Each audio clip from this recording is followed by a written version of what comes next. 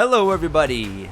Welcome back to a brand new episode of the GOWEN Racing Complaints podcast here on the channel. Podcast. The GOWEN Racing Ranting, the GRRP, GOWEN Racing Ranting podcast here on the channel.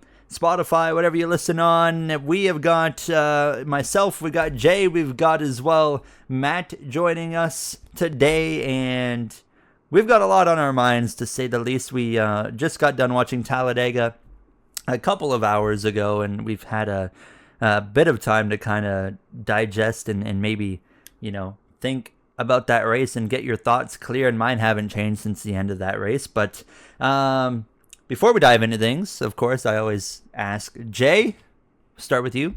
How you doing? How was your weekend? It was all right. It was, I don't know, pretty much nothing exciting about it. I got some new wrenches, which was cool, I guess. You got new wrenches. Adult things. Other than that, it was all right. It was fine. Have you used the wrenches? I haven't had to yet, but I'm excited for when I do have to. Okay. Because I was stuck before using pliers and an adjustable wrench for everything, and that was not working really well, and it was really annoying. You could build a car. I think I would need a bit more than just a wrench, 8 cup a car. set of wrenches. I could probably build it better than NASCAR. Yeah, I think so. Matt, how are you? How was your weekend? Weekend was going decent, and then I watched the Talladega race. You watched the Talladega race. I'm sorry to hear that. Yeah, Talladega is kind of a different kind of podcast structure this week, because there's really not much racing stories or topics to talk about from the race. More just talking about the racing itself and our, I would almost say, disgust with it. And you say that. Go on. As if. Well, yeah, I know where this is going. The last month now, the podcast has been us ranting the entire time. Ever so since it's not Miami, that it different. sucks. Okay, this has been. We are on Every week a there's horrible something else. stretch of racing right now. Hey! Big difference today. Instead of 2 people renting, there's 3. We got 3. True. And Miami wasn't even that great compared to previous next gen races at Miami. But that's certainly been the highlight of the last 5 races, was that race. So Talladega, man, where do we even begin? It was a typical, 4 wide, several rows deep. Immediately felt like took 2 or 3 laps, and they were already 4 wide. From the front to the back. That's something that I don't really have anything to rant about, because let's be honest, it doesn't matter. Cool. Exactly, it looks cool, and it doesn't matter if it's fuel saving or what. We're gonna have the drivers either get into a single file line or half throttle 4 wide, trying to save their car and their fuel. Let's not pretend like previous in every single plate race before we've gotten into this fuel saving situation, there was always a moment in the race where there's single file, it's calm, nothing is happening, it's boring, nobody can make a move. And, we're still getting that now with the 4 wide, but at least it looks cool. At least there's still a bit of skill to it and a bit of danger to it if somebody makes the wrong move and the entire field is dead. So I will take the 4 wide over the single file. It's just what we get when they go back to being full throttle that's the issue. I agree. I think I saw a tweet about it this morning that was the alternative is a single file line, and I'm like, okay, that's actually a good point. We know it's fake racing, quote unquote. You know what I'm trying to say there. But I would rather watch that than the Gen 6 single file that we had, because we do know still, there is that potential. Gen 6, COT, Gen 4, it happened in all of them. There's still that, with the 4x4x4, there's still that potential of, if someone screws up, we're wrecking the field. There's still that, when there was single file in the car of tomorrow days, I would tune out, I would be scrolling through my phone, doing whatever. But when they're saving fuel, running 4x4x4, it's I know why they're doing this. They're not, really even trying right now, but they're so still close together, and anything could go wrong at any second, even if they're still backing it down, that I'm still engaged enough to keep an eye on it and keep myself tuned in, even if it's the reason that we get it is a bit frustrating compared to the fact that we can't get it when they're racing, all out. And that was the thing with the previous cars, we could get that kind of racing when they were going full out, which we can't get now. Yeah, I will say if the trade-off becomes we go back to single file racing, but then when which I don't know why that trade-off would happen, but I'm just saying if the trade-off were to become, well, we're going back to single file racing, but when they actually do push, we can race. Well, then I'm fine with that. Let's go back to that. But I don't think that trade-off is a thing anyways. I don't think the current package really has much to do with why they get 4 wide like that. I think it's solely because of the fuel saving. I don't think that would change package or not. So that doesn't really have anything to do with it. But still, it's it's really, really, really frustrating. Like as soon as the Toyotas, I believe it was the Toyotas that took off towards the end of stage 1. As soon as they took off and decided that they were going to be the ones to go full throttle, just instant, the pack fell apart. It's back to 2 wide. Nobody can go anywhere. And they slowly worked their way back up to the Toyotas. And then once they got there, again, nothing happened. We had 2 lanes. Well, you can thank Ross Chastain as well. Also, the funniest thing about the whole stage 1 thing is it's all this talk about fuel mileage saving, right? Yep. At the stage 1 pit cycle, who came out on top? The cars that weren't fuel saving. Yep, that is true. That is true. That's the whole thing that, like, it would be nice if we would just get a group of cars to one of these times just be like, fuck it. I'm not fuel saving. I'm not even going to try. But I feel like everybody has to, at least to an extent, because if you just went full balls to the wall the entire time, there's no way you'd be able to have enough of an advantage coming back off pit road. So I know why they all save. But it also, maybe I do want them to keep fuel saving, because at least we get the cool moments of 4 wide when they do it, because as soon as they aren't fuel saving anymore, well, they're 2 wide. They can't fucking pass anymore. Nothing's happening now. Nothing's happening when they're 4 wide, though. I agree with that, but at least it looks cool. But what if someone sneezes? It gives me something. Exactly. At least it visually gives you something cool to look at, and the possibility of a big wreck and a tense moment is there. It's better than when they're 2 wide with absolutely nothing going on. Okay, but no, I agree with you on that. I'll give you another counterpoint. We've been dealing with this fuel mileage stuff for 2.5 years. When has there been a crash when they've been fuel saving? There hasn't, but I'm just. It will happen. It will. But it will happen. Answer. It will happen at some point. That is like unavoidable. Low key, as bad as it sounds, I want it to happen with the leaders. So it's a literally clean sweep. Every car is crashed and out of the race.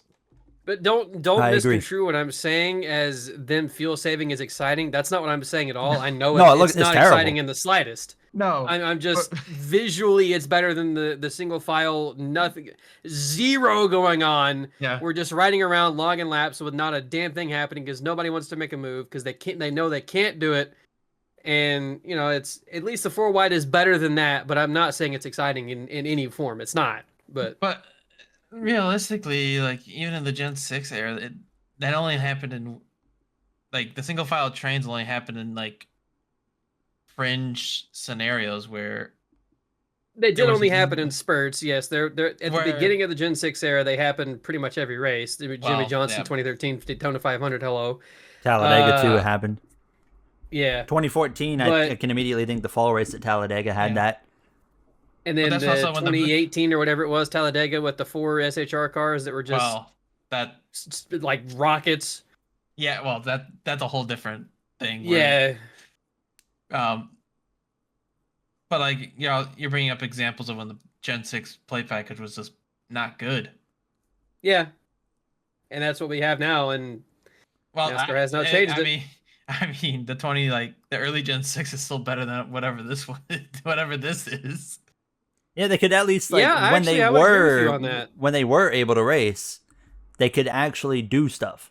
Where now when they're actually racing, you can't do anything. They cannot do a damn thing. You try, it's over. The reason, and Jay mentioned it before we started the show, or was it one of you mentioned it? Because we don't get a third lane. No one tries to make a third lane because it's not possible. You can't. I would love. Hey, how about all the people on the keyboard saying why aren't they making moves? You know what? Go be in the driver's seat and make a move. Yeah, they can't. They can't. No. They can. They can make a move and end up at the back of the pack. Big move. and give away 20 points. Yeah. It doesn't help when you have two lap cars coming to the line as well, giving a little bit of a toe That to the was inside awkward lane. too. That was not great. I I mean, don't before think we that jump the mattered. gun, like I don't want to jump too far ahead, but the way like everything that was happening right there at the end with just the 2x2 gridlock, nothing happened, and then they're coming up on the lap cars right at the line. Like I've never been so unenergized myself at a Talladega finish. I don't know about you guys. Because you knew the finish 8 laps before it happened. Yeah, and but I don't know why I felt like also the lap cars getting mixed in it too, right? I mean, I know that they didn't like literally get to them, but they were within like a couple of car lengths of them. I don't know what something about that just really took away from the finish, and then like I said, plus all the terrible gridlock we had. And the funny thing is, I can't even remember that ever happening. I don't know. I can't think of any time that's happened either. Yeah, I have no idea. I think that the biggest thing that I hated about it was there was, I think, maybe coming to 3 to go or 2 to go, where we saw Larson give a shove to Cindric, and it was a really nice shove, so it gave Cindric the lead again. And that might have been the last time that I saw either of the two cars leading either lane get to each other and be able to give each other a bump. That might have been the last time that any of those two cars were able to touch. It just, from then on, it's I can't get to him. I can't make a move. I can't do anything. I'm just stuck riding full throttle. He's in front of me. I'm pushing him along, but I'm not actually touching him. I can't go anywhere. I'm stuck, and this is the finish. Yeah. So bad. We did have a bit of green flag pit stops in stage 1, and then we of course had the crash with Kyle Busch and Brad Keselowski, Ryan Blaney. That was really frustrating early on as we sat around and did the fuel riding thing just to get that whole process like destroyed, because one thing that I do look forward to a bit is we go to these plate tracks and we do this gimmick of the fuel saving, but then they do the green flag pit stops, and I do at least enjoy watching the different packs come together and navigate around each other. I think that's always fun to watch, and that final like 10 lap push that final 10 lap push of a stage when that's all happening is actually pretty fun to watch. So I was a bit frustrated that got taken away from us, but and that was a weird crash. Like it felt like that was, I mean, that could have been I don't really so know. Easily avoided for everybody. That's something we haven't seen happen in the Cup Series in a long time. And even Blaney said it. He was like, we're normally all really good at getting onto the pit lane at these style tracks. I don't really know why it happened. And I don't either, because in the moment I thought that maybe either Brad didn't turn down enough to the left and Kyle wasn't coming to the pit lane, or Kyle just maybe... Actually, that was only what I thought, was that maybe that Kyle was not pitting, and then I learned that he was pitting. And either Brad slowed down too much or Kyle didn't slow down enough, which is, again, not really something that we ever see in the Cup Series. So, I don't know, just an odd one to have an incident like that happen entering the pit lane with the Cup drivers. Normally, I can't think of the last time we've seen... I mean, we see them spin and, stuff like that occasionally. But I can't remember the last time where a moment like that has happened where we genuinely have had a crash because somebody missed their mark or made a mistake entering the pit lane and it took out a bunch of other cars. Yeah, so we had that caution, and actually the end of stage 1 was, the last couple laps were quite entertaining to watch, actually. Larson was going after it. Who I think what was Logano up there? I can't remember if he was up there at the end of stage 1. I think he was. He did not finish in the top 10 in stage 1. Okay, so he was definitely not in that conversation. Oh, yeah, it was Byron behind Larson, Stenhouse, Elliott, Wallace, Hamlin, Allmendinger, Cody Ware, Riley Herbst, and Ty Dillon. But I just remember that I certainly enjoyed the last few laps of the stage there. They were fighting pretty hard, and some aggressive moves, and Larson held on there to get the stage win. So that honestly might have been the only couple of laps I thoroughly enjoyed through the whole race, now that I think about it. Yeah, I guess I don't know. I just have nothing good to say about this. Let's dive in. I Oh, go on. want to try and find the positives, but Green flag ending. I don't know if there is. Yeah, Sure, that's yeah. one, I guess. Although it wasn't good, I did appreciate that we made it without finished wrecking under half green. the field. Yes. Yeah. And I can already hear the industry people because they've been loving Oh my excuses God. recently. They're like, oh, this is why you guys hated the race. The guy dominated the race. Okay, I already hear it. You guys just hated the race because they didn't crash 25, 30 cars this time. No, that is not why we dislike this race, NASCAR. Let's just talk about. We also have to go on about the broadcast in a bit, but who won? Bubba Wallace won stage 2. I remember that happening. Oh yeah, Joey Logano was mad because Cindric didn't get him the stage win. Feel like that worked out pretty well for Cindric. Okay. Something that bugged me about this afterwards, and it's a small thing, but it's a Fox thing. When that was the end of stage 2, and they did the little audio replay afterwards, and obviously they show like not the translation, but the subtitles of what Logano is saying. And at the end, or in one of the sentences, Logano is like, "You just gave him the stage win," but Fox translated it to, "You just gave him stage 1." I've noticed a few times they seem to have thinking, issues with translating. I'm like, are they using like AI or something? Yeah, it's really, and I guess they can't proofread and see that because it was very clearly stage 2, but yet they put it up on the broadcast that it was stage 1. It's a small thing, but it's just another thing for me to bitch about with Fox, because how the fuck do you not notice that? And how, again, small thing, but I'm still going to bitch about it anyways because Fox overall sucks. If it was NBC that did it, I probably wouldn't even think about it for a half second, but Fox doing it is like, are you fucking kidding me? Can we not get something right on this broadcast for once? It was stage 2. How do we not know this? How do we not see that and fix that? Anyways. They spelled JJ Yeley's name wrong on the I ticker. saw, Yellow V or whatever it was. Yeah. Oh, I didn't see that. Between like the E and the Y to end his name, they threw a V in there. Oh God. Fox. 4 more races, guys. We can make it. Yeah, it does give me. At least they have a bit of a shorter. Or do they have a shorter season? They do. Okay. Yeah, but like 3 or 4 races. Thank God. Thank goodness. We're gonna rip into them momentarily, but final stage. I think this is where all my frustrations really came to light with just the final run. I mean, of course, we did get the full green flag pit cycle to run its course, and we got exactly what I was looking forward to at the end of stage 1 that got kind of robbed. Was just seeing the different groups try and all come together and have to sort it all out. And Ross Chastain, I mean, just throws, the massive block on the Toyotas coming up on him. And which is, I mean, we've seen that before where someone kind of sacrifices himself to. Yeah, that one was kind of like, woof, though. He should have. I mean, I wish he got ran over and plowed into the wall, because I'm like, I don't care who you are. If you do that, I get what you're doing. I understand why you're doing it, but I hope that the consequence is you out of the race for doing that.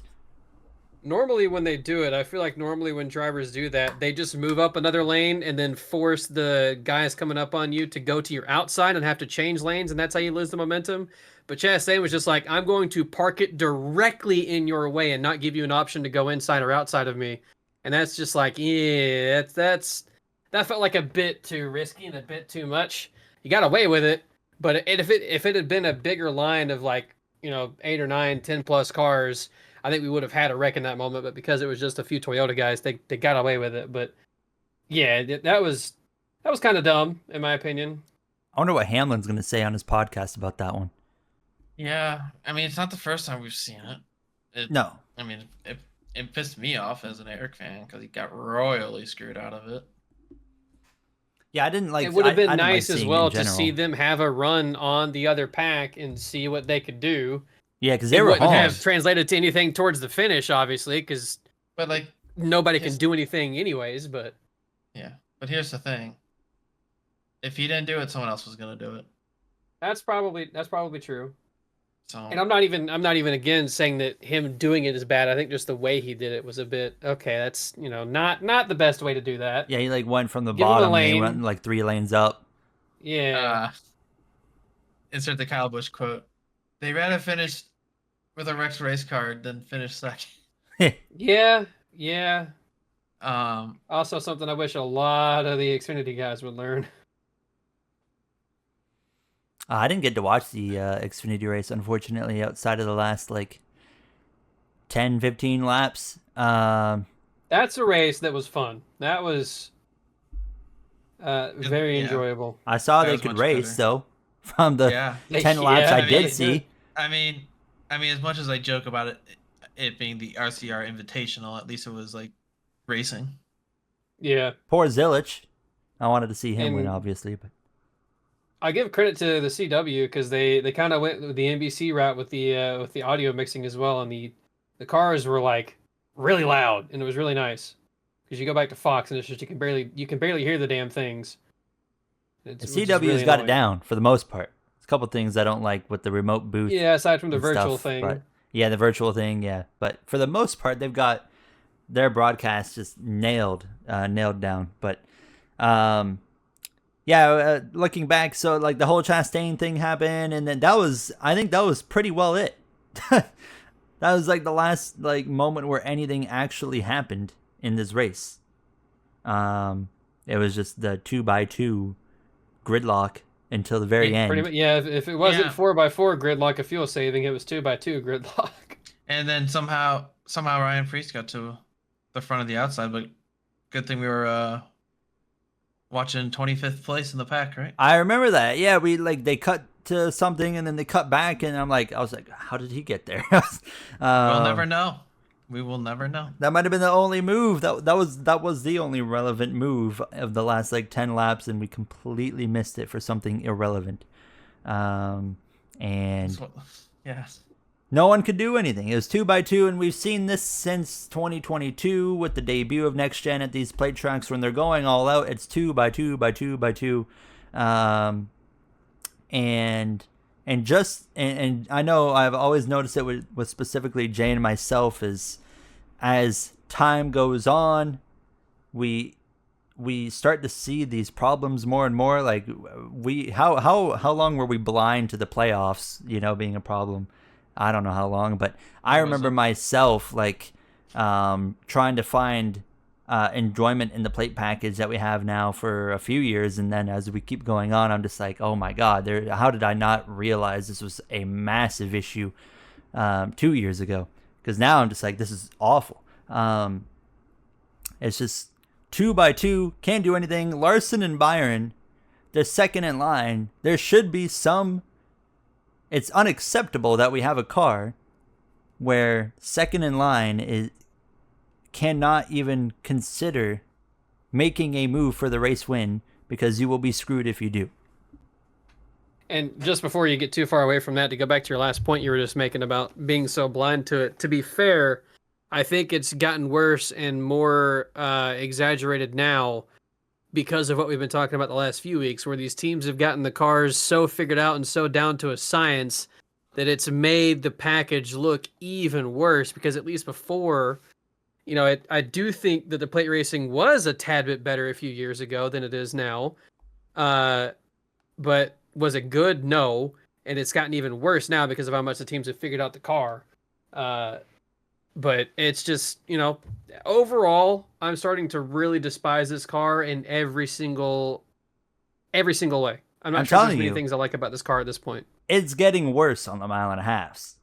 It is. So, It is. like, this is not like, I know we talked about the short tracks, they're terrible. We've talked about the super speedways having problems. We talked about the road course. I think Coda was an anomaly. I think we're gonna struggle on Sonoma. I think we're gonna have a struggle maybe at Watkins Sonoma sucks Glen, anyways. That's true, but I feel like we're gonna struggle on a lot of the road courses again. Maybe outside of Chicago or Charlotte. Who knows about Mexico, obviously, but Dude, Mexico. The longest straightaway in the sport. Give me a green. Give me a green white checkered. That turn 1, diabolical. 7 cars might survive. But this car Is is Xfinity a racing problem there? everywhere. Yeah, Yeah. I think so. Yeah. That Give me Jesse I am Iwuji in that looking. race. Oh dear God. Oh my god. Oh, how did he do in Talladega? I didn't see. I actually don't. I forgot he was in the race. So that if that tells you anything, I don't think he had any. That's probably a memorable good thing. moments. Because the Yeah, only time he was exactly. ever talked about, he was crashing. He finished 20th. Oh, look at that. Not bad, actually. And- Poor Catherine Legg was finally having a good run. They got taken out because Almirola. Eric Almirola has the reaction times of an 80-year-old man. He said his spotter cleared him, I heard. Yeah. I'm gonna guess his spotter cleared him, and then in the time you could see where he was clear from the time he made that move, there was about 3 seconds, and he just had the slowest reaction time ever. He probably was clear, Yeah. and then No, he was waited, clear. and then made the move, and was not clear. Yeah. Where were we? What were we talking about? We were talking to Xfinity race, so like it was actually decent, but we can go back to roasting. Car sucks and it's getting worse at it's Yeah. getting Yeah. worse Yeah, at the that's one thing that is really good at. And I go back to Tyler Reddick specifically. I know he wasn't the only one, but I always think back to him warning. It was like 2 years ago that he was like, with the way these cars are set up, it's going to get harder and harder to pass at these tracks because of just, how the car is designed and built. Yeah. So, and we're seeing that warning from a driver 2 years ago is now developing right in front of our eyes, and it's like the sport is completely blind to it. And we know Steve Phelps is open to ideas if anyone has them. But the thing is, he? No, he is not. Is he? Exactly. Yeah, because I'm not a race car engineer, but I can tell you a few things that can instantly make things better. A bit of My horsepower. only hope that would be a good start. Oh, can we point out last week on the podcast, I told Jay, I said, they always use the All-Star race as an experiment, and I was like, we can't really experiment with tires anymore, so I guarantee you they're going to announce something with the horsepower because they got nothing to lose now. Comes out, they're like not 2 doing days anything later. with the car. They're not doing anything. They're just doing the gimmicky format. Okay, so I guess Denny's gonna talk about it tomorrow, but Yeah, I'm waiting to hear what he has to say on that. NASCAR suggested basically no rules with how the car is set up, but the team said no. I don't really have much I of an heard opinion that. on that, and so I can kind of hear what Hamlin has to say about it. Because my Because thing is, why would you say no to that? I do have a But question. I've already seen a few reasons why you would say no, and the main one is smaller Money. teams wouldn't want to spend the money for just one race, which is fair. Yeah. So it probably was more the smaller teams saying no than it was the bigger teams. But go ahead, Gary. Well, I was just thinking, like, if the teams could bring whatever they want, I don't know if I'd be fully down for that. Like, I feel like we wouldn't learn as much as if everyone still had the same package and rules on their car. Yeah. My only thing is if looking at this with way too much of a microscope and being way too hopeful that NASCAR has plans of changing something or wants to change something. Because it feels like if they wanted to do that, that's their way of saying, show us what you want to run and show us what changes you would make to the car, and we'll see how it goes. Maybe that's me looking at it with way too much hope. Because what other reason would NASCAR have for doing that other than they know something needs to change and they want ideas of what to change?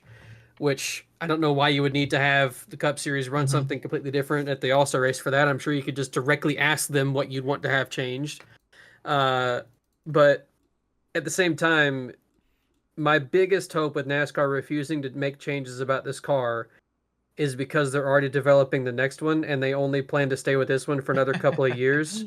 Oh, Jesus. That's also me being hopeful, and I'm sure it's not truth. It's not the truth. but surely NASCAR cannot be this blind. They cannot be this dumb. Surely they have to be working on something, right? At least I want to think so. No. The playoff format exists. If they can't change that, then there's nothing to change. There's no. I refuse to go full on no hope that things will not change for the better. I refuse to go that route. That's why I try and find any positive I can, but it's getting harder and harder to. It really is. I think. Hey, they're not sleeping on this, you know. Oh, Goodyear, man. Goodyear. What can Goodyear do to save our Can you bring us a tire to make the super speedways better?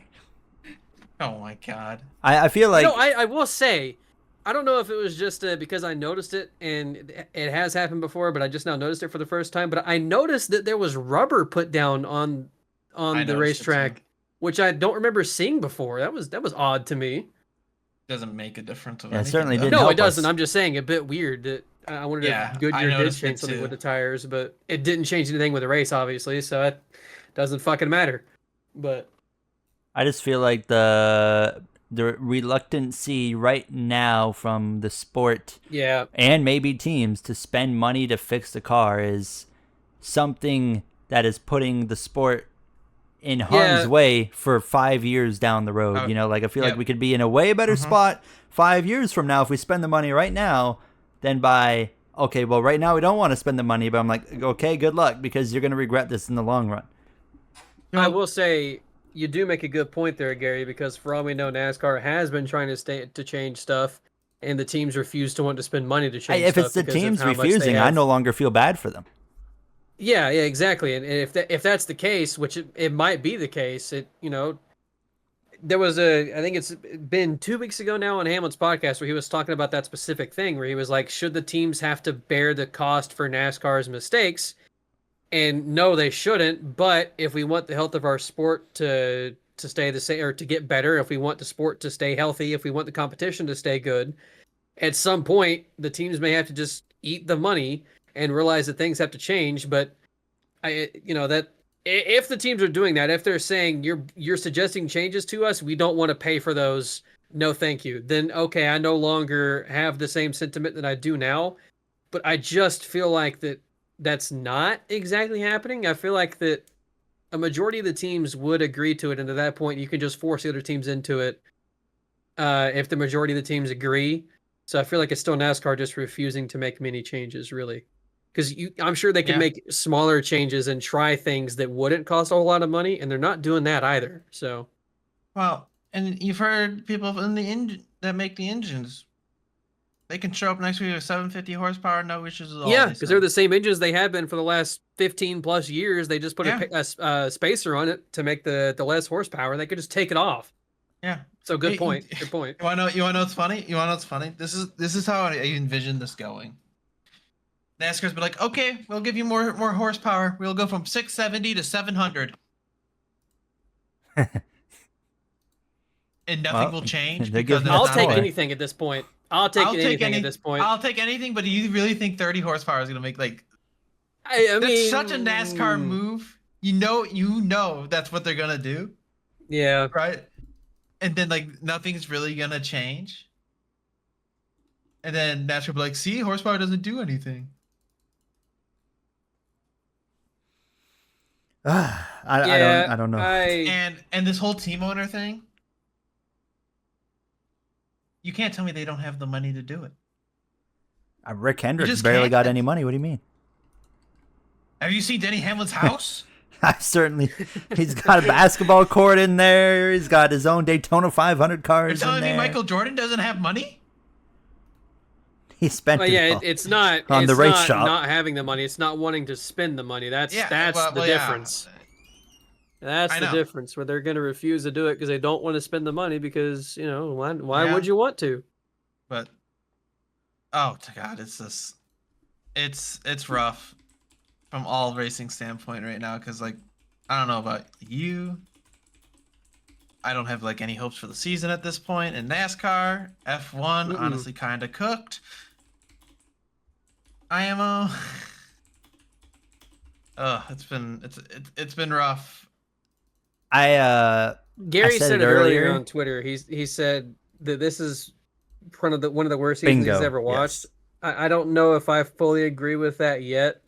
Well, I'm For saying me I meant to say personally, like it's on but it track. is Like trending in that direction. yeah, like I mean, um, the last well, let me look at the NASCAR app really quick and just go over an overview of We've the had 4 races. turns in a row. Let's just look at the races in Yes. general. Daytona 500 wasn't great. The finish was stupid. Then we go to Controversy. Atlanta. Week one. Atlanta was a banger. Atlanta was fantastic. Coda was incredible. Controversy week 2. Coda was good. Coda was great. Honestly, I think Coda And then the still is downhill probably my favorite begins. race of the year so far. I agree. And then Atlanta. Phoenix was okay. Phoenix for was a okay. Phoenix. Had a solid finish, but like I said, we yeah. like to look at the races overall and not just the finish, but had a solid Yeah, we finish just had to add a and an okay gimmick race. tire. We just had to add a Yeah. super gimmick. So yeah. I see what you're saying with adding the gimmick tire. I think it's a good thing. I like the addition of an option tire. Bad racing product or not, bad car or not, I like the addition of it. It adds strategy to the field. It adds strategy to the race. Something I wish they would have had years ago, Gen 6 or now or whatever. I don't care for it on disagree. ovals. I disagree greatly. Okay. Let me put it this way. If your strategy doesn't involve waiting to use your option tires till the end of the race, you're just on the wrong strategy, and that's not an opinion. That's just a fact. Every time both Yeah, I races mean, we've who done got? option We tires. saw the guys that didn't have the option at the end of the Phoenix Just- race just get screwed. They were, like they just Rich dropped I Right, like can't a remember rock. specifically, but I believe that Priest and maybe a few others got position out of it, and then they lost position. They lost track position at the end of the race. Of course, they didn't keep it, but I believe they wound up finishing higher than they were running before they went on the option tires early, if I remember correctly, with Priest That I specifically. have no idea. I and I think a few remember. others. So I mean, it can work. You're not going to stay where you were, obviously, but I think it can work. But I don't know. I don't think the option tire is that big of a negative, but Just use the option. I can see why you want to call it a gimmick. It is. Back on the just like looking at the races, Las Vegas. I didn't care for that race a whole lot. It was okay. It got a yes on the Jeff Gluck poll, but like. Yeah, I should say Las that Vegas was not a downgrade though for what we've seen in previous. Yep. 100%. Homestead. The restarts were crazy. That was restarts. Yep. Homestead was again okay, but again to me a downgrade from what we've had in recent years. Martinsville really overall was a bit of a snoozer. I don't really remember much about that, but I know Hamlin dominated in the last half of that race. Darlington, not good. Darlington was. Whoa. Didn't enjoy that one. And we saw all the cars' issues come to light again in Darlington, where you got one guy dominate the race. He loses one spot. He can't go anywhere after the green flag stop. Bristol obviously was Bristol. Horrible. And Talladega, again, horrible. So, I mean, we've had a run of 1, 2, 3, 4, I would say 4 straight races that have just been, like, just at best, mediocre. At the absolute best. And that's, I feel like, being nice. You might as well write in pen ink 5. Yeah, I mean, honestly, like, yeah, Texas coming up next week. I mean, we already know. I mean, my tweet that I did on your post is true. Texas is so bad.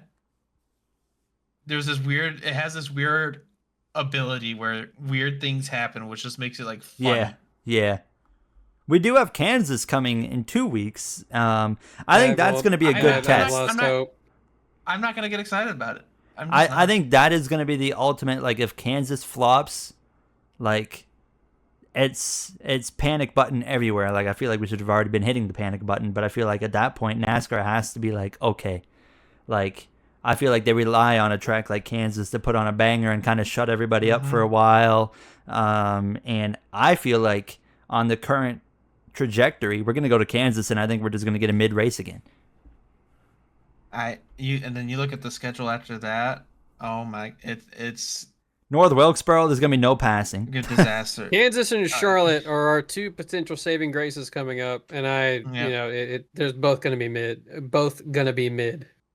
Then you just like Nashville. I haven't Michigan. really enjoyed any Nashville races since they've started going there. Michigan's been decent, but I'm not hopeful. Mexico being a road course, I'm no hope, to be honest. Pocono, shoot me. Atlanta, there's hope. And Jesus. Chicago, there's hope, I guess. Sonoma, oh no. Dover, big oh no. Indy, good lord. It's gonna be a Iowa. Oh, I thought Iowa was Walk- okay last year. yeah. Watkins Glen, Richmond. It's gonna be a rough summer, boys. It's gonna be a rough summer.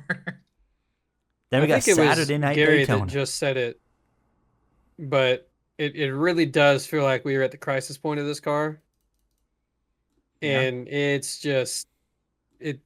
NASCAR has got to act, or things not. will start going real bad for viewership, sponsorship, all that kind of stuff. I It's- hope the ratings start going down. I feel like that's our only hope. I think that they will. Eventually, they will stop either plateauing or barely going up, and they will start to crash again if we don't fix the car. Here's the problem. We're not gonna get a ratings read. A good one, at least, after Fox is done. Like Yeah, the I guess ratings that's a are good not point. gonna with be the good on Prime. Yeah, They're just not. They're just streaming ratings are always way lower. Yeah, I guess we're gonna have to wait till NBC takes over. do we know if Or TNT. Prime is doing the NFL thing and putting NASCAR on Twitch? I have no idea. Because if they are, that could be that would be cool. I don't know if it would do very well, but that would be cool if they did that. But It'd be that's funny. just I'd like to see that's the just chat. me being like, oh, that'd be kind of cool. But Oh yeah, chat would be hilarious. Hmm. You want to roast Fox? Yeah, let's jump into Fox. So, there's our thoughts on the car for today again, and the issues and everything. And I already know we'll be talking about it after Texas because there's nothing that will make Texas good. So, we'll see you guys next week for another car complaint. Fox, the broadcast. We've complained about them quite a bit at some times this season. And today I feel like in terms of commercials, we have absolutely hit a new low. that was And- awful. Now they really front loaded the first like what was it 20 laps of the race. We had like 3 commercials, and I was like, oh my god! Like at least they Yeah, were side yeah, by they're- side. will I give do them appreciate a that. tiny grain of credit for that. That every single commercial break, I think, under green was side by side. I'm not sure if there was a full screen one during green flag racing. That's another thing. It just seems like NASCAR or Fox. I'm sorry, Fox is bad with the commercials every week. But it feels like specifically when we go to super speedways, they just go, "It's our time. This is when they are the racing Yeah. is the most close together. It's our time to give 30 commercial breaks in the first 20 laps." Every single time. I don't really get why this specifically the super speedways are that way. It makes no sense to me why they are that way, but Imagine being or maybe like it a just casual feels that fan. way because of the type of racing it is. But man, it's bad. But the main point is we get to the final 20 laps, and the pit strategy had just kind of finalized, and we had just kind of started settling in back to the 2x2 stuff. 15 laps to go. They go to commercial. We talked about this before the podcast, and I said I was already a little bit frustrated personally with 15 to go and commercial. Now, that's not unheard of. We've seen that. But That's one that I'll disagree with you with, because I think at 15 to go, they're going to take one more break before the end of the race. but I so was still Take frustrated. it there. That's whatever. Okay, that's fair. But I feel like that one's expected. The next one was not. So they come back. They go to commercial to 11 laps to go. They come back with 11 laps to go. And I'm like, okay, we can... I already knew how this was all going to play out. It was going to be the 2x2, but I still, I was like, okay, I can at least now get engaged. You can't really get engaged to the finish until that final commercial is done. And so I was under the impression, as I'm sure every single person was, that we're, green to the I end. definitely was. And we go green or sorry, we go caution free for 2 laps, 9 laps to go. They go, and now we're gonna take our final commercial break. And I was like, what? 9 laps to go at the only place that's acceptable is a road course. It's 9 laps to go at any other track. That's just unacceptable. It completely just, for me, destroyed any engagement I had with the ending of the race. It breaks everything up. They don't get the proper time to build any storylines coming into this ending, because by the time they came back, they were approaching 5 laps to go in the race. You got 2.5 minutes to try and build something up. Even though nothing was happening. What storylines they could have built up. Like, of course, Lee Diffie and NBC will try and build up storylines up. I'm not really sure that's much of a Fox thing that they do anyways, but I agree. I don't think they do. But it's just, it takes you out of the build up for the finish. And if it was an exciting race, if there was a lot of stuff going on, having that commercial break there ruins your anticipation, your build up, it ruins the intensity, all that stuff. But, not like it mattered a whole lot, because the finish, you already knew what it was before they went to commercial anyways, but still, it's, it was not good. Matt, thoughts? This was the Fox director's last race. Whoever his name is, I don't really care. God, he went out with a bang. He just wanted to be remembered. Oh, he left his mark. Here's my thing of why I know that, Karma, you said hopefully things could maybe change. I'm not sure that they will. I don't think they will. Because he's been the race director since Fox started. He's been the director for them since Fox started, and they used to be pretty damn good, and now they're not. I got a feeling that's mostly executive stuff and mostly decisions from top down that he doesn't really have much of a choice on. Maybe camera direction and things like that, and I'm sure other things that he does have control of, but yeah, I don't expect really anything with Fox to change, especially not for the better. Yeah, and I mean, just in general, it's not even just this race; it's every week where just dumb things happen, right? What happened to John Hunter Nemechek? They never showed. Yeah. Here he is crashing on the racetrack. Exiting the pits where there's probably always a camera there, right? I don't know. Who cares? He spun out. How did he spin out? I don't know. The only reason I know he spun out. The only reason I know how he spun out is because there was someone said on the radio that they hit a puddle. Yeah. But oh my god. Also that one sequence where they showed the ghost car thing that they would show during qualifying. Yeah, for 5 seconds they showed it. And you're just like, they didn't just do that, right? What was the point? It was during the commercial break too. I know. Also, another good one was they were starting to talk to Larry Mack about strategies, and all of a sudden, they start going to commercial. Yeah, they go to the big one replays. The big one's happening, and then it just goes instantly to commercial. And there was another point in the race where I think it was stage 2 or stage 3 where they were like, and we're not going to commercial, brought to you by Toyota All Out. And we're going to stay right here and show you the racing going on. They get through the Toyota All Out segment. They give us about another 30 seconds. All right, and we're going to commercial now. What the fuck? What was even the point then? So they could hit us with 9 laps to go. Oh my god. It's a horrific train wreck. And it's so bad these days. It's funny. Yes. It's literally funny. I get mad, but I also laugh at it because I'm like, yeah, this is totally Fox. The whole Larry Mack big one straight to commercial. I was laughing so hard because it was just so ridiculous on how bad it was handled. I couldn't stop laughing. It made zero sense to start talking to Larry Mack and then also at the same time pop up replays of the big ones. What? And then commercial. They showed that same big one thing 3 times during the race too. Is it coming? The narrator, it did not. It did not come. Which I'm okay with. We don't need We don't need a big one to make a good super speedway race. No, I would we prefer they certainly- didn't crash, because when you don't crash, you get more cars there and the racing can be better. But we certainly expect it, but not with it's this car not like- anyways. Yeah, we don't need it for it to be a good race. But the fact was that we just simply didn't have a good race. So And well, two, they're also not really racing enough for us to have a crash.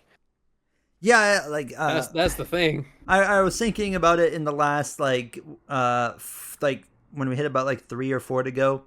I was thinking about how last time we went to Talladega, how much more aggressive drivers were just trying to knock the guy in front of them to build up some momentum, at least in the 2 lanes, which we didn't really see that.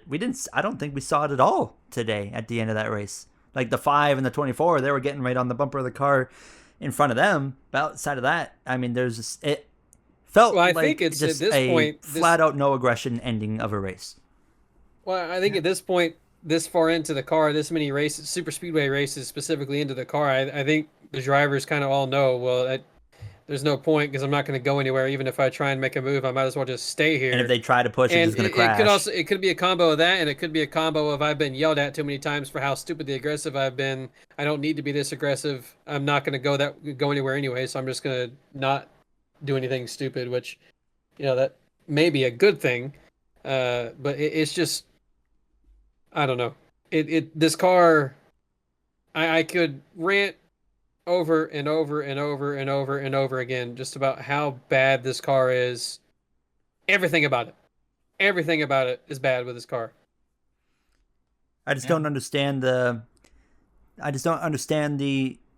direction of our sport right now. I don't either. It's just confusing. I don't know if anybody does. I don't think the sport knows where they want to go right now. I don't think yeah.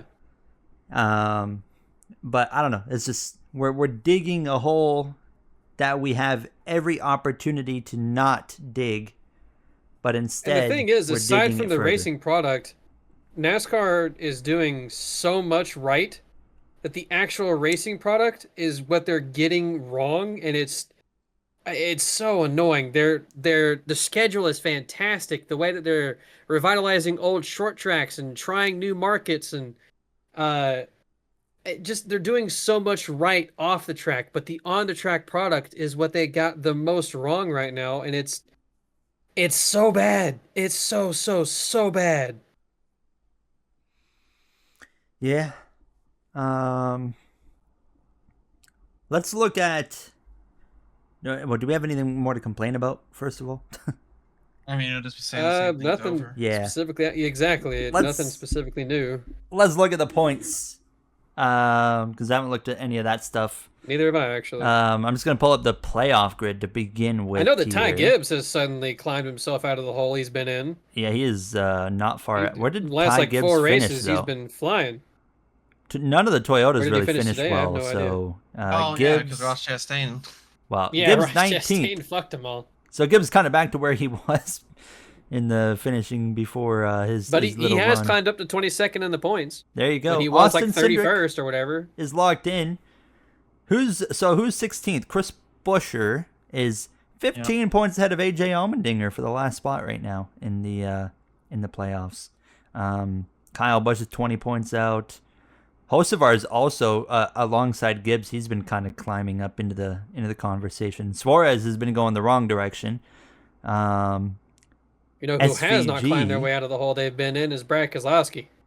32nd is Brad Keselowski in the points after another terrible ending for him. He has had a horrible season so far, and I don't know. Is it? I mean, you look at his teammates. I mean, Buescher's the last one, actually, he's 14th in the actual standings, but yeah, he's the last one in the playoffs. So, and how about Ryan Preece? Jay, we were totally wrong so far on Ryan Preece. I mean, bro's actually shown up and been competitive. I mean, obviously almost won today, but he's actually put together several races this season where he's looked good. Yep.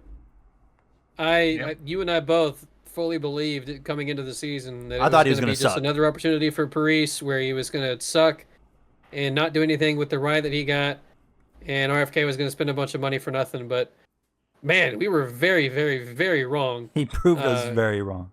Yeah, he's had a really strong season so far. So I was like, is Kozlowski just getting old? Like, He's had some bad luck. There's been a lot of things. There's only been like a couple of races this year where he hasn't had things go wrong out of his control. But yeah, he's also just not ran very well either. what Been about very not good. Where's Eric Jones? 30th.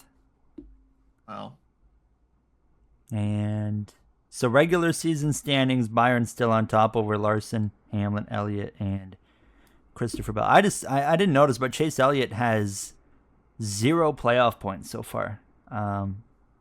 He's 4th in the points, but he hasn't won any stages or anything. Which he's running no different than he's ran the last like 3 yeah, years. kind of. Just Yeah, exists. he's just He's there. He runs well enough to be solid in the points. Logano's 8th, which we talked about. He's run a lot better than he's finished in some races. So, and where did he finish today? He Fifth. top 5. That's I his think? first top 5 of the year, isn't it? Yeah. Yes. Yeah, his first top 5 of the year. That's the Penske longest he's got ever like taken a a defending majority of their champion. top 5s in the year from the race today. Yeah. Or Ford, I think Ford's actually got most of their top 5s. I think it was coming into the race. I can't remember if it was Penske or Ford, but I think coming into the race, they had only one top 5 on the season. And they, I think, more than doubled that number today. Where was Austin Cindric in the points? 15th. Okay, so I was like, do we consider him like a bit of a wasted playoff spot or not? Well, remember, No. he had that 50-point penalty. Oh, that's true. That's right. So he would be... He'd be 11th right now without that penalty. So, you know what? Credit to him. I don't consider him a wasted playoff We spot talked at about it all. early in the year that he was running really good. I do remember that. And then he went to Coda and did his little thing. And I mean, obviously, he's very glad right now that he's didn't get suspended, even though he lost all the... What is the waiver? If you get suspended, can you still make the playoffs? Yes, but you don't get no the matter points. no matter what you do, you'll start with 0 playoff I points. see. Okay, so he still would have been in the playoffs. Okay. I will say, I was watching a bit of the pre-race show earlier, and towards the end of it, they had mentioned that so far coming into Talladega, only 3 different teams had won this season, and I guess it's 4 now. With Cindric's win today. 3. Technically, yeah. Oh yeah, But on paper it's 4. But we've only had 3.5, 4, whatever you want to call it, 4 different teams win to this point in the season, and it's just, and that's what we're going to see with this car now. Like we have said, like Hamlin has been saying, it's what we're going to see with this car. We're not going to. Gone are the days of the 15 winners, and man, we're so close to having a winner not make the playoffs, and we haven't seen this before. It'd be really cool, and these surprise winners that win on tracks that aren't Talladega and Daytona, and that's gone now, I think. And even maybe in Talladega over. and Daytona, because of the way the car is, it might be gone there too. So it's gone. We're back to having, which, not that it's a bad thing having guys win a bunch of races in one season. That's been a thing in NASCAR for a long time. I like the superstars. Yeah, exactly. You want to have superstars as a sport. It's just the way that it's happening is perhaps not the same as what it was in the past. I mean, it's hard for me to comment on it out of like bias, because like when Kyle Larson won 10 races, I was like, it's like awesome. If like Jimmy Johnson won like 6 races, I was like, this is the worst thing that could ever exist. Yeah, but if Jeff Gordon had won those 10 races, then it's like, Gordon my won God, I'm on top of the races, fucking I'm world. like, This is it's the best thing incredible. I've ever seen. Now we all love Jimmy Johnson now. Well, that's the thing about sports. You're biased towards who you like, and so who you dislike, when they win a lot, you really dislike it. Do I love Jimmy Johnson? Do you? I don't know. Do you? Wait. What are your thoughts on Jimmy Johnson, the driver?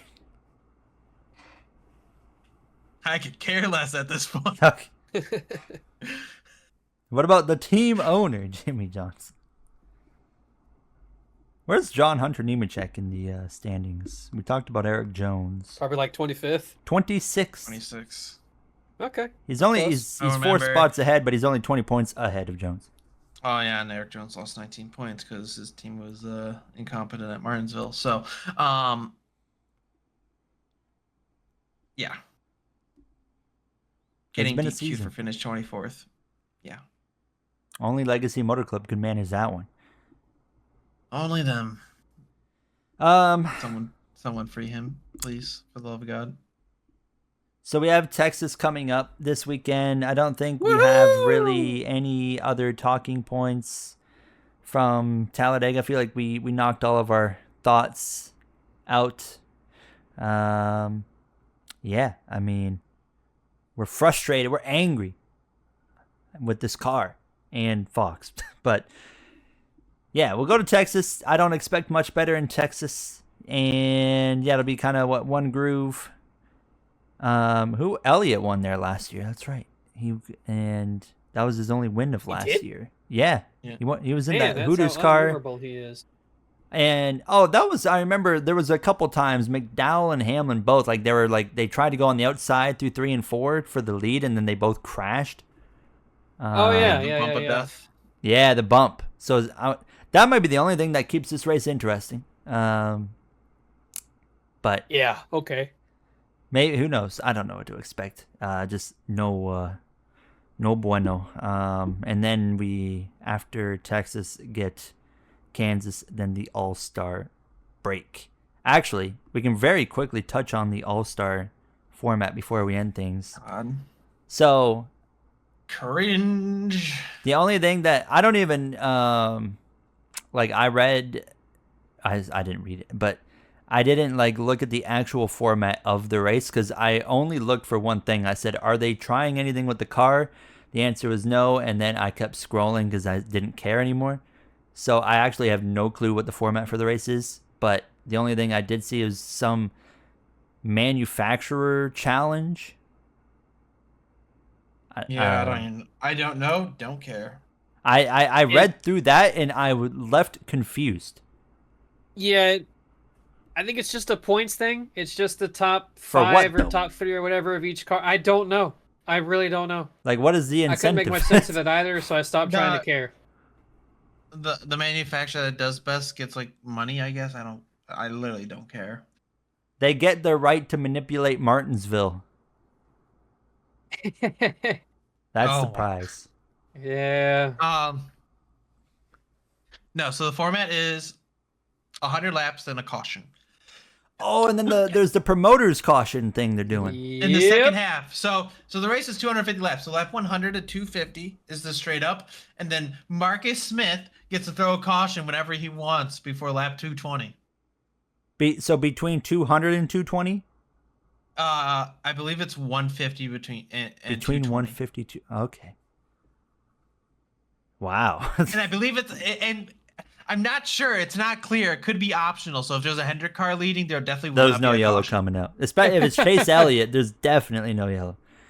I saw Dale Jr. tweet about that. Now that I think about it, and he was like, it should have been a fan voted thing. Yeah, I agree. I think that would be way better because I do not care what a track promoter has to do with this All-Star race. Oh, great job putting the All-Star race on, but bringing fan engagement into the race would be way cooler than the guy that owns the track. But maybe that's something they can look at for next year. Yeah, so I don't know who exactly throws the caution, but it's literally been said NASCAR is not in control of when that caution gets thrown. Did they just let him hover over the button and he's just boom, oh, I got you. What if he fakes it out a couple times? Press it and then unpresses it and we're actually racing still. Or are we gonna get the Marcus Smith cam and watch him press the button? They're gonna check in on him and be like, he's about to press it, and then he fakes us out. You know how they have the wife cam for some of the finishes? They should have the Marcus cam. The saddest part is going to be Clint Boyer yapping for about 50 straight laps. Guys, the caution could come out anytime. Oh God, don't. The caution's coming, guys. We're gonna have a restart. Oh God. Oh. it's just NASCAR. You have an opportunity just to say no taper spacer and just see what happens. But To me, it feels like I hate to say it, but like because it's an event I used to love, but it's like the All Star race is feeling like it's just becoming pointless now. Um, I know. I always look forward in the later Gen 6 era. I don't know why, but I love the idea of like, oh, we're going to the All Star race. They're going to try something different with the car. And I always thought that was cool. The thing I hate about it too, I think the thing I hate the most about what the All Star race is nowadays is that they tried to, I don't know how to put this into words of the way I want to say it, but they gave us the pit crew challenge and the qualifying format, but they half-assed it, and it feels like a cheap attempt at trying to do it, and it feels really fucking shitty, and I hate it. Because the pit crew challenge is during qualifying, which is really stupid. I want it to be its own individual event like it used to be, which is really fun. And then I want them to fucking haul ass on the pit lane. But they can't do that anymore. I want to see them haul ass, and then if they can't make the box and they miss it, then that's their own fault. That was fun. I loved at Charlotte when they would haul ass into the pit lane as fast as they could. Oh, it was so cool. Ryan Newman full on drifting into the pit lane, saving the car, getting it slowed down. I know that might have been Larson that did that, or maybe No, that both was of them. Newman. Larson had But- like some big send and he like slid, but he completely missed the box. But I know the one you're thinking of is Newman, where he was like 45-degree angle drifting. Yeah.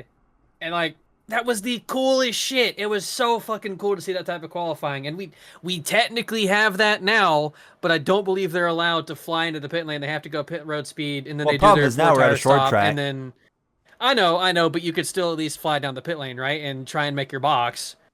And I understand that point. So I think we it should be becomes a back little in bit harder, Charlotte but now. they could still, I could agree with that. Because like Do we I already want know the North race is going to Wilkes- suck. I think the North Wilkesboro is going to stay on the schedule, though. And do I want a points race in North Wilkesboro? Not really. So I think we should put the Clash at North Wilkesboro, and then Bowman Gray. We don't need that. And then we put the All Star race back at Charlotte. Then you get your 2 Charlotte Oval races that everyone is wanting, and we get a really cool. You bring back the classic pit crew challenge that we had in like the early 2010s. Such a cool event to watch, and puts actual focus and spotlight on the pit crews. But then you also, like I said, bring back that qualifying that we used to have, where it's just full beans into the pit lane.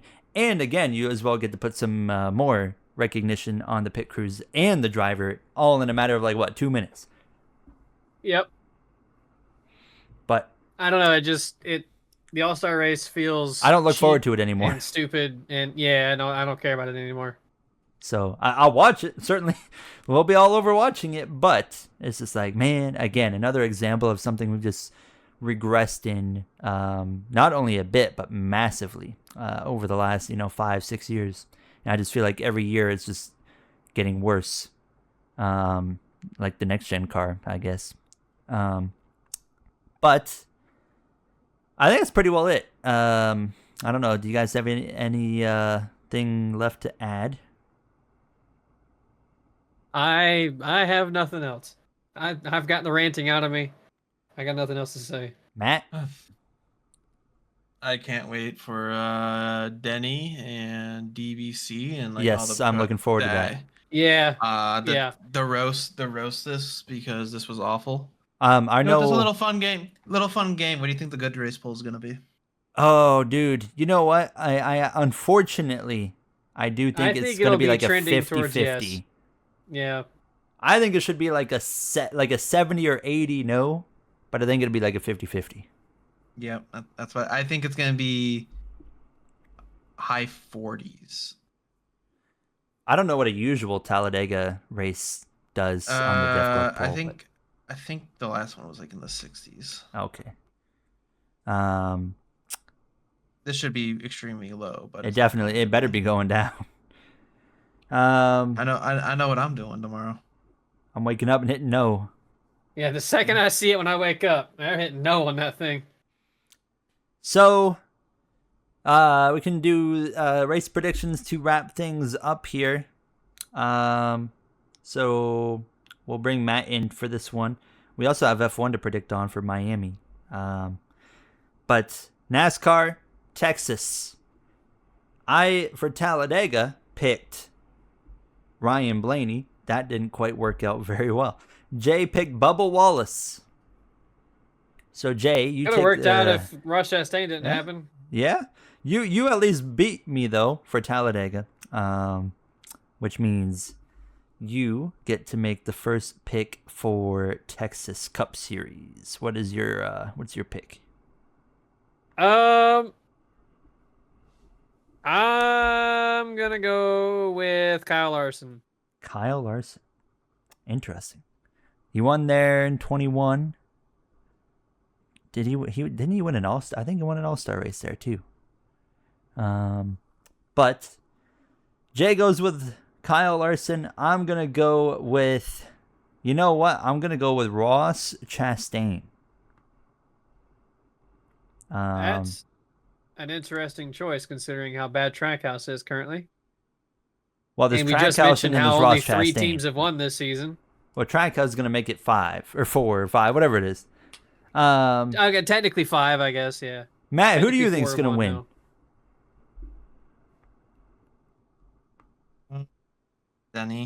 Denny. Okay. Denny Hamlin. Xfinity. Xfinity and trucks and F1. Oh, there's trucks still. Oh my god. Xfinity Series. I picked Jesse Love. And Jay picked Justin Allgaier. Jesse Love finished 3rd. Allgaier finished 4th.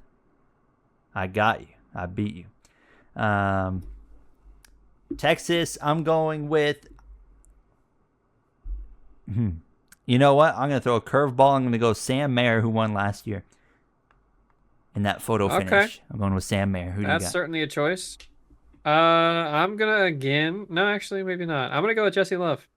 Oh, okay. I feel like every week one of us picks him. Yeah. Matt, who do you think is going to win Xfinity? Surprised no one said Allgaier. I was going to go with Allgaier again, but... Allgaier, I guess. Justin Allgaier. IndyCar we don't care about, so we're not going to do one for IndyCar. Alex Palou. That's a safe bet. Yeah. Where are they racing? Oh, Barber. Yeah.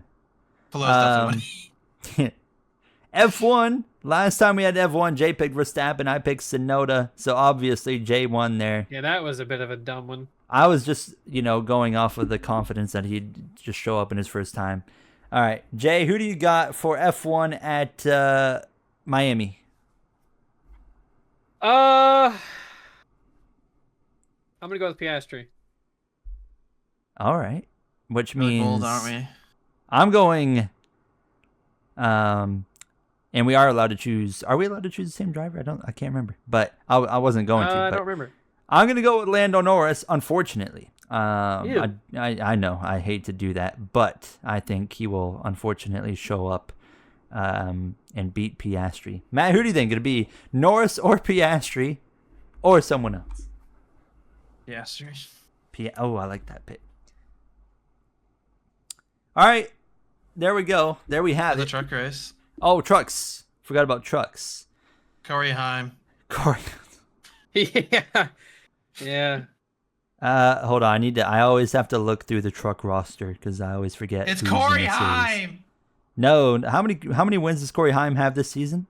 He should have 6 or something. Yeah, how many does he have though?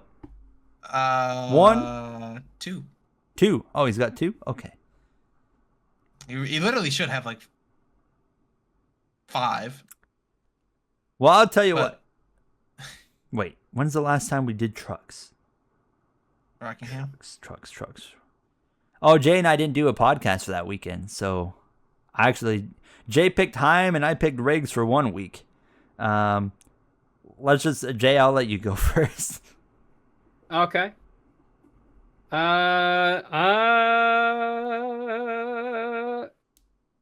I want to go with Heim, but he has so many things go wrong that I'm going to go with Chandler Smith. No, actually, no, I'm not. No, I'm changing that. I'm going to go with Lane Riggs.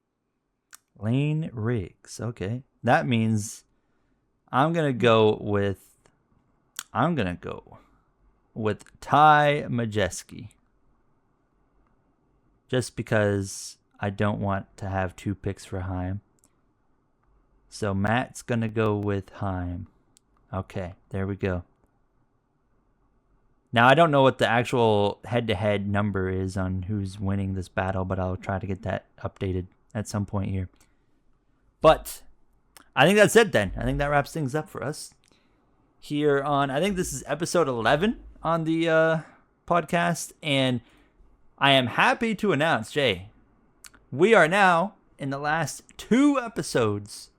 We are averaging, let's see, we're averaging between 10, or over the last 3 episodes, we're averaging about 10 to 15 streams. Oh, that is an increase. We're in double digits now? We've almost doubled. Oh my lord, we're getting popular. And we even got a comment on an episode. We have on been Spotify. doing nothing but ranting over the last few episodes, and we have doubled viewership. It works on Twitter. I think it's working on here. Shout out to this. I got a comment here from Brigadier Butter on Spotify. He says, I'm one of the 9 listeners. So well, thank you. Shout out to he also said, found you on YouTube at the start of last season in the NASCAR career mode. I've watched you ever since. You're one of my favorites, so keep doing what you're doing. So thank you to Brigadier Butter for listening to the podcast and to our complaints every week. I really hope.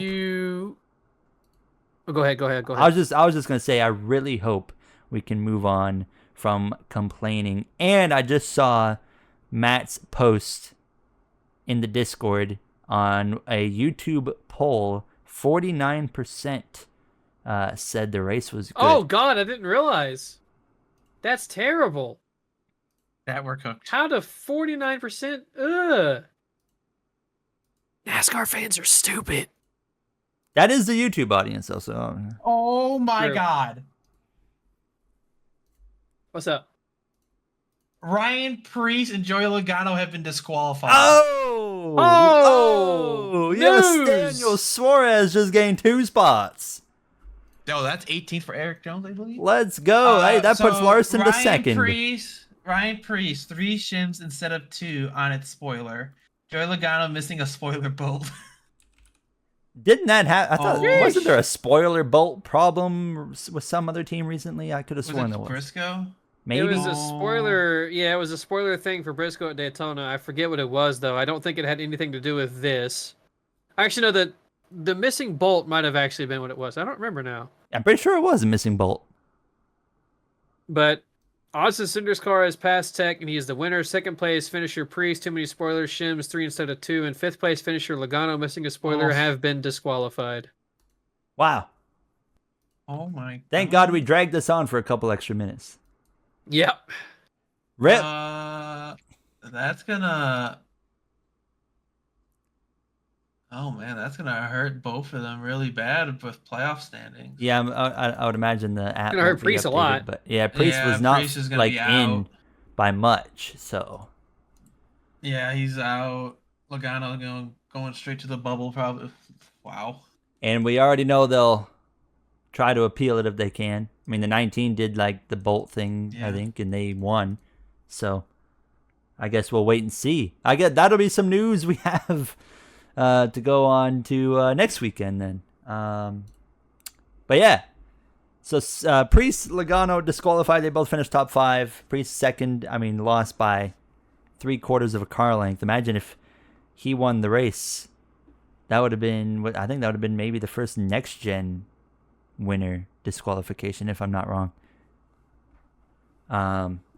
But all right, that's gonna wrap it up. We'll be back next week, Texas, and we'll see how that goes. So thank you guys for watching and listening, YouTube, Spotify, whatever you listen on, and we will see you all in about a week from now. So Take care and have yourselves a great night.